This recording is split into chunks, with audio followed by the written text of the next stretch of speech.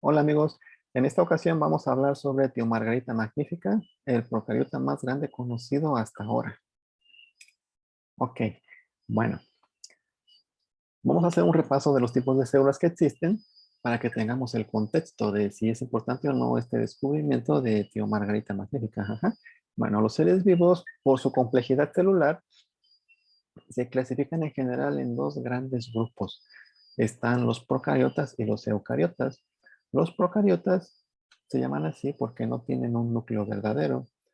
Todas las células tienen material genético, pero los procariotas tienen su DNA, digamos, libre en su citoplasma. Y los eucariotas tienen su material genético en un organelo que se llama núcleo. En los eucariotas es un organelo de doble membrana.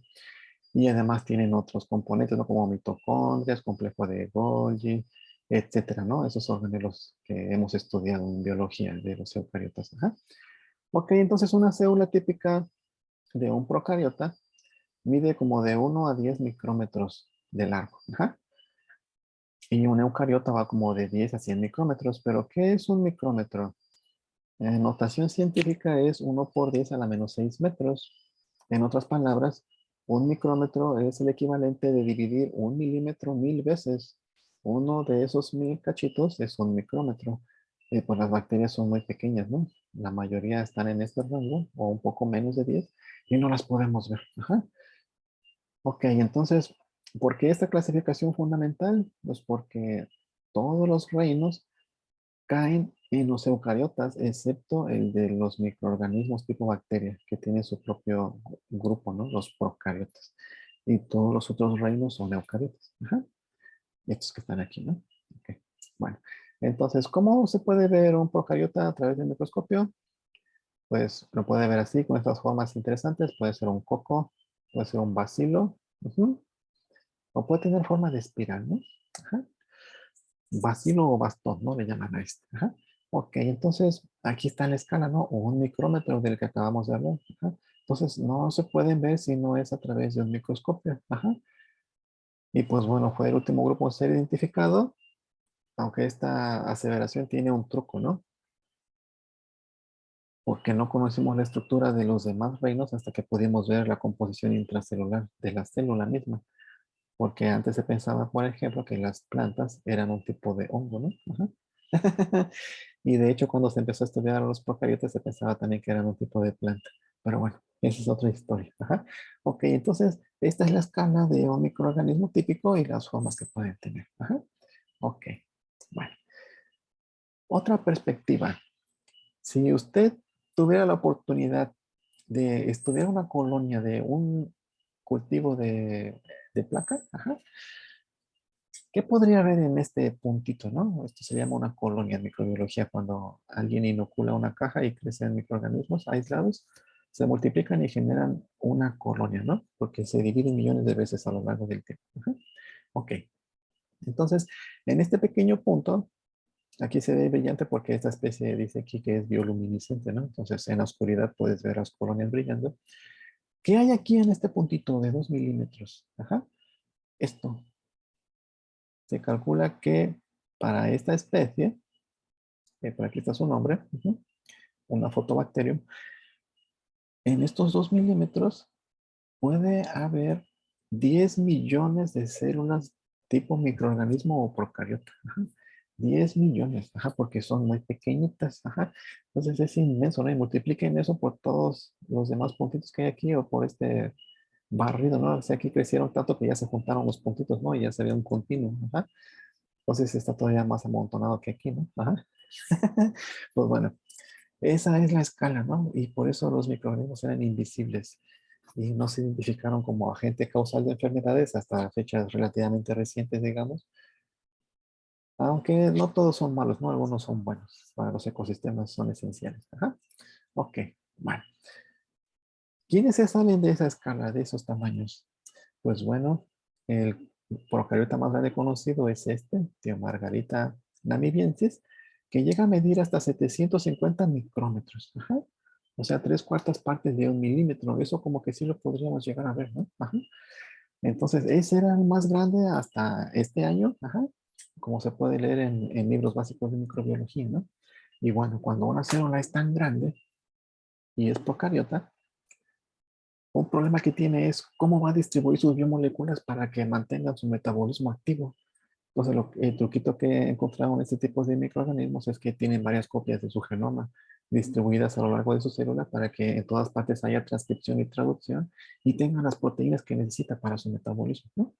Entonces se pensaba que tal vez yo no había células más grandes que esto, pero oh sorpresa, llegó el descubrimiento de Tiomargarita magnifica. Ajá. Ok, entonces esta célula, aquí está en comparación con un osito de más, ¿no? Aquí la escala dice 0.5 milímetros. Ajá.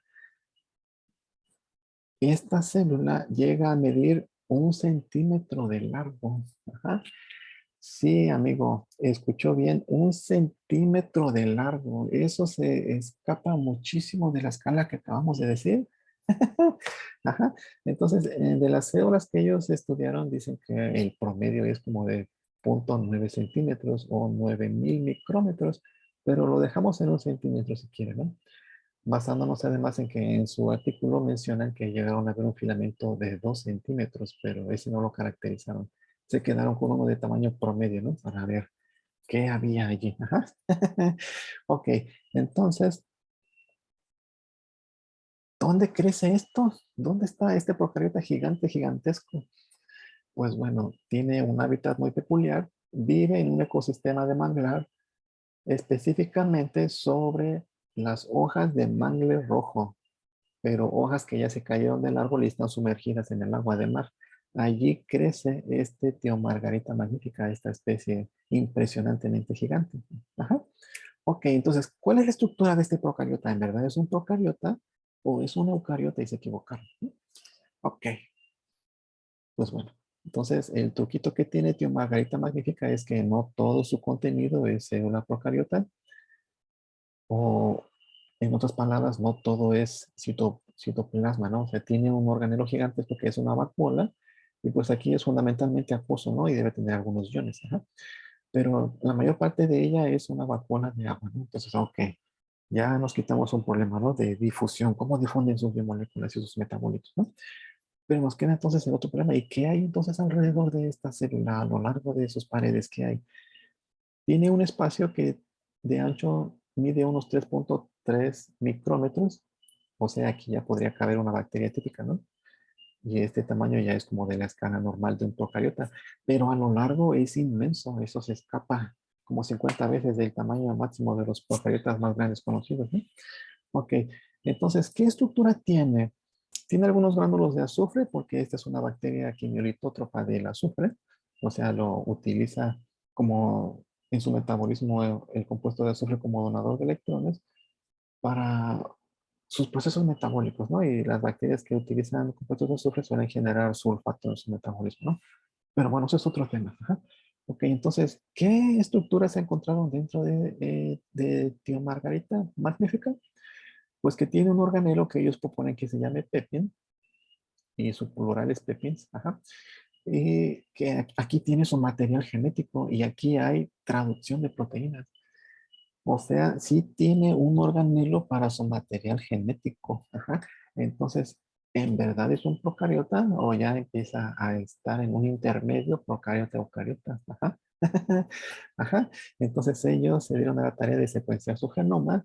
Saben que su genoma tiene como 12 millones de pares de bases, lo cual es el triple de un procariota típico y que codifica alrededor de 11.780 genes, que es muchísimo también. Un procariota típico tiene como 4.000 genes en promedio. Este tiene casi 12.000 genes, la mitad de los cuales no se sabe qué hacen. Ajá. Entonces, pues es impresionante, ¿no? Este procariota desafía nuestra noción de qué es un procariota. Ajá. Y pues no tiene mitocondrias, ajá, no tiene Golgi, ajá, entonces por eso no es un eucariota, aunque tiene algunas características como esta es muy esencial, ¿no? La definición misma de eucariota, tener el material genético dentro de un núcleo. Ajá. Entonces, esto va a traer retos para la biología, dónde ubicarlo, ajá, cómo ubicarlo, ajá, pero bueno, eso ya veremos en el futuro qué más nos dicen de él. Y pues bueno, cuando alguien hace un descubrimiento así, le piden pruebas, ¿no? O sea, demuéstrame que esto en verdad es un procariota, ellos utilizaron técnicas de microscopía y dijeron, sí, vean, el contenido no tiene estructura porque es la vacuola gigante.